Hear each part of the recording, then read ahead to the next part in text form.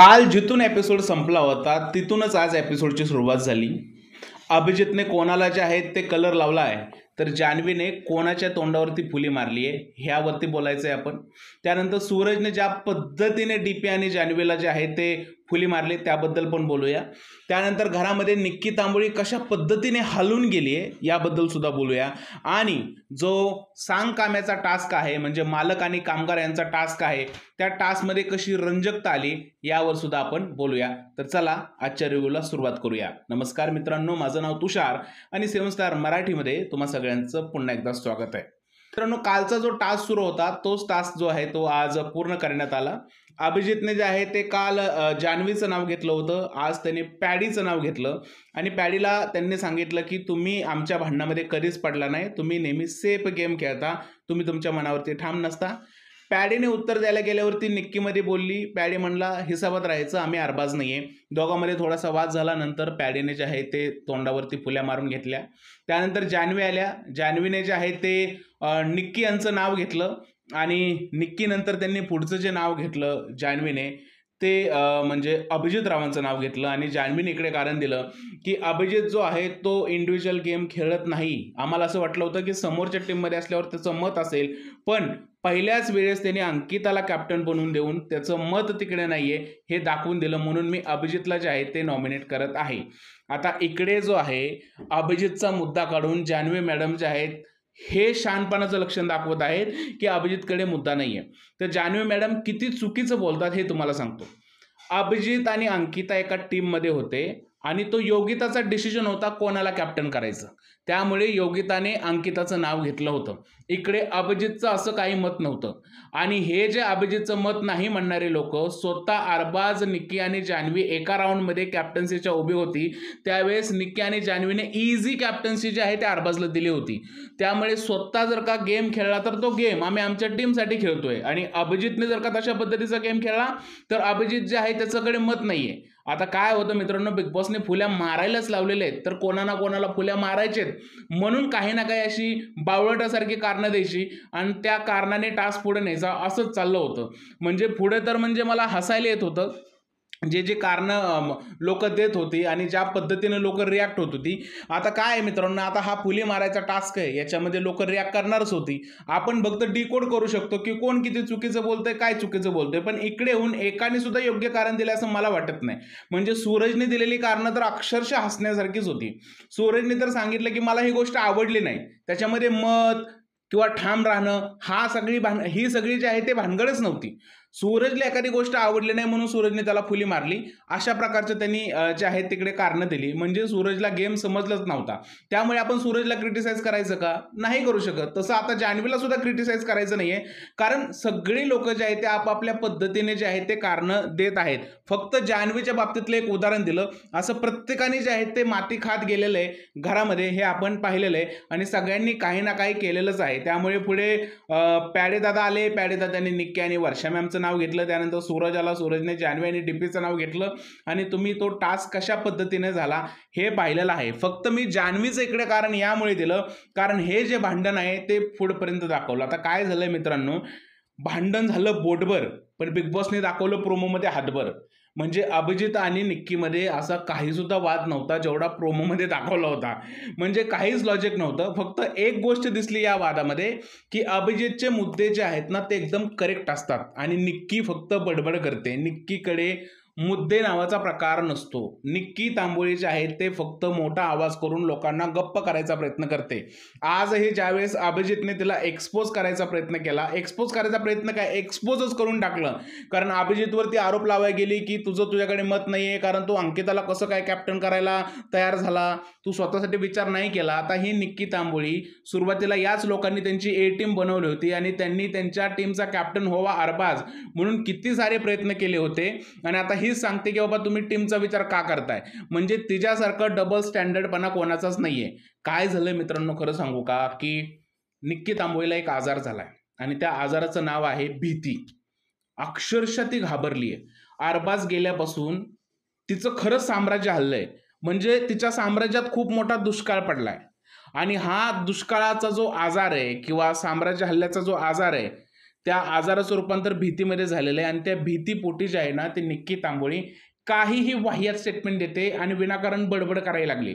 म्हणजे तिला समजतच नाही की आपण काय बोलतोय. तिला असं वाटतंय की मी बोलते म्हणजे मला जास्त फुटेज मिळेल. आता निक्की तांबोळीची बडबड म्हणजे जर का फुटेज असेल, मला धन्य वाटतंय अशा विचार करणाऱ्या लोकांचा आणि निक्की तांबोळीचं सुद्धा. कारण याला फुटेज म्हणत नाही, याला गोंधळ म्हणतात. आता हा गोंधळ अजून आपल्याला 13 दिवस सहन करायचा आहे. निक्की तांबोळीचे मुद्दे बघा, म्हणजे ज्या पद्धतीने जे भांडत होते आज, काहीतरी लॉजिक होतं त्या भांडणाला. म्हणजे काल पॅडी दादा बरोबर तिचं जेवण बनवण्यावरून वाद असेल, किंवा आज अभिजित बरोबर त्या कॅप्टन्सीच्या प्रकरणावर वाद असेल, किंवा टास्कमध्ये तिची एकंदरीत चाललेली बडबड असेल, त्या बडबडीला काहीतरी लॉजिक होता का? म्हणजे समोरच्या व्यक्तीचं आपण ऐकून घ्यायचं नाही, फक्त आपली मतं त्याच्यावरती लादायची. जर का समोरच्या व्यक्तीने तिला एक्सपोज करायचा प्रयत्न केला तर त्याला सांगायचं नाही मीच बरोबर आहे, माझंच लाल, माझंच सगळं. म्हणजे माकड काय म्हणतं माहिती आहे ना, तशा जर का पद्धतीनं रिॲक्ट होणं याला जर का गेम म्हटलं जात असेल तर मला असं वाटतं की अशा गेमचा काही सुद्धा त्या कंटेस्टंटला फायदा होणार नाही. म्हणजे ही एवढी घाबरली आहे, ती अभिजितला म्हणते की आतमध्ये स्ट्रॉंग असणाऱ्या कंटेस्टंट बाहेर जर का वीक वाटत असेल तर त्यालाच जास्त वोटिंग मिळणार. आता तुम्ही खरं सांगा, प्रेक्षक काय मूर्ख आहेत का? प्रेक्षकांना समजत नाही का कोण स्ट्रॉंग आहे आणि कोण वीक आहे? हा, म्हणजे निक्की तांबोळीला आतून बाहेरच्या लोकांना कसं वीक कोण वाटतंय ते कसं समजत असेल? अरे प्रेक्षक दोन्ही बाजूचा गेम बघतात, त्या प्रेक्षकांना समजतं की ऍक्च्युअली मध्ये स्ट्रॉंग कोण आहे आणि वायफळ बडबड कोण करतंय. तर ही निक्की तांबोळीची वायफळ बडबड आहे, त्यामुळे निक्की तांबोळी वीक आहे. मला असं वाटतं की जान्हवीला निक्की तांबोळीपेक्षा जास्त वोट मिळू शकतात, कारण जान्हवी कधीतरी चांगला गेम खेळायचा प्रयत्न करते, ही एवढी घाबरली आहे. म्हणजे हिचा तोंडावरचा ताबा सुटलाय, हिला सिरियसली समजत नाही. हिला असं वाटतंय की मी जान्हवीच्या आधी बाहेर पडली तर, अरे या सूरजच्या आधी मी बाहेर पडेन, अरे मी पॅडी दादाच्या आधी बाहेर पडेन, मी बाहेर कसे काय पडू शकते, मी तर एवढं केलंय शोसाठी, काय केलंय? अशी बडबड करणं, भांडण करणं म्हणजे शोसाठी आहे का सगळं? आणि तिचं तर असं स्पष्टच मत आहे की बाकीचे लोक आहेत त्यांनी गेममध्ये इन्व्हॉल्वमेंटच नाही दाखवली, फक्त अरबाजाने तिने शो चालवलाय. म्हणजे अशा व्यक्तीपुढे मला असं वाटतंय की डोकं आपटून घ्यावं, बाकी काही सुद्धा नाहीये. जी व्यक्ती दुसऱ्याला एवढं कमजोर समजते आणि स्वतःची लाल करते, अशा व्यक्तीला महामूर्ख म्हणायला लागेल. आपण जे आहे ते या व्यक्तीबद्दल चर्चा करतोय याचंच मला हसायला येतंय. कारण काय आहे तुम्ही बघा ना, म्हणजे ही वायपळ बडबड आहे.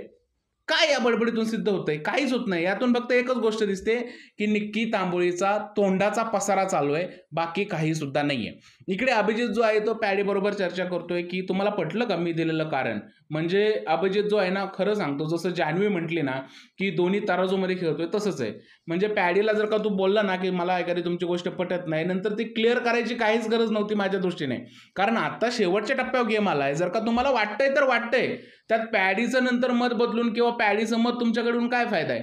आता तुम्हाला ठाम मतावरती राहायला हवं. जर का तुम्ही ठाम मतावरती नाही राहिला तर कसं व्हायचं?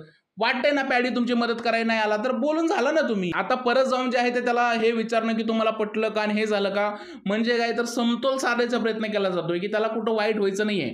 म्हणजे तुम्ही बघा, अंकिता ही म्हटली होती की अरबाज गेल्यानंतर निक्की तुझ्या बाजूला जाऊन बसेल, पण आपण काय पाहतोय, अरबाज गेल्यानंतर अभिजितच निक्कीच्या मागं जातोय. म्हणजे जिथे निक्की बसलेली असेल तिकडे आपल्याला अभिजित दिसतोयच, काही करून दिसतोय. याचाच अर्थ काय, अरबाजची जागा अभिजित घ्यायचा प्रयत्न करतोय का? काय गरज आहे त्याला निक्की तांबोळीकडे जायची? तू हे दाखव अभिजित की निक्की तांबोळी तुझ्याकडे येते, त्याने तुझा मोठेपणा वाढेल, तू चांगला दिसशील. तू निक्कीच्या हाताखाली जाऊन तिला जर का उत्तर देत बसला तर असं दिसतंय की निक्की तुला चालवते. तर हे नको होऊन देऊ अभिजित, असं मला वाटतं. कारण आता गेम जो आहे तो एकदम शेवटच्या टप्प्यावर आलाय आणि अशा स्थितीत जर का तुम्ही असं वागायला लागला तर काय होणार आहे मित्रांनो? याने काही सुद्धा साध्य होणार नाही. नंतर जे आहे ते बिग बॉस जे आहे ते बोलतात की एक टास्क करूया घरामध्ये, कारण आता घरामध्ये आपण घराचा मालक कोण आणि सांगकाम्या कोण याबद्दल टास्क करणार आहे आणि घरामध्ये लगोरी रचणार आहे. 2 टीम पाडण्यात आल्या. एका टीममध्ये सूरज, निक्की, वर्षाताई आणि धनंजय होता आणि दुसऱ्या टीममध्ये अभिजित, अंकिता, जान्हवी आणि पॅडी. आता या 2 टीममध्ये जे आहे ते टास्क जोरदार रंगला. पहिल्या फेरीमध्ये निक्की आणि अंकिता आले आणि संचालक जे आहेत ते डीपी आणि अभिजित झाले होते. दमदार जे आहे ती फेरी झाली आणि पहिली फेरी जी आहे ते रद्द झाली. दुसऱ्या फेरीमध्ये डीपी आणि पॅडे आले आणि ही फेरी सुद्धा रद्द झाली. पण या फेरीमध्ये 2 वेळा पॅडी दादा जखमी झाले, एकदा जो आहे तो डीपी जखमी झाला आणि त्यानंतर जे आहे ते ही फेरी रद्द झाली. म्हणजे बजर वाजला. बिग बॉसने वारंवार या दोघांना विचारलं की भाई तुम्ही जखमी आहात, तुम्हाला पुढे गेम खेळायचा आहे का? तर दोघंही तयार झाले की हो, म्हणणे आम्हाला गेम खेळायचा आहे आणि तो गेम पुढे तशा पद्धतीने गेला.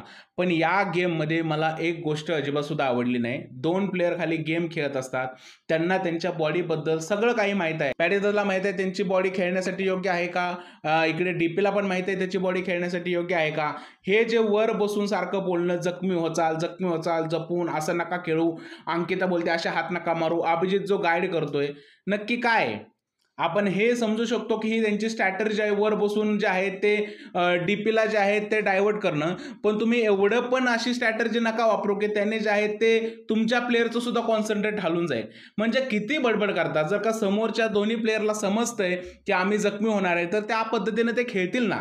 तुम्हाला सिरियसली स्ट्रॅटेजी वापरायची आहे ना की डीपीला डायव्हर्ट करायची आहे, तर तुम्ही डीपीला सारखं टार्गेट करा ना. पॅडीज आता जपून हे करून तुम्ही त्या डीपी बरोबर तुमच्या प्लेअरला सुद्धा डायव्हर्ट करताय. आणि नंतर ही गोष्ट बोलल्यानंतर अंकिता बोलते मी माफी मागते. हा ड्रामा करायची अंकिता गरजच नाहीये. त्यांची बॉडी आहे, त्यांचा खेळ आहे, त्यांना समजतंय ना. एकदा दोनदा सांगितल्यानंतर गोष्टी क्लिअर व्हायला पाहिजे. तुम्ही सारखंच ते रिपीट लावला की असं होईल तसं होईल तर मग काय उपयोग आहे.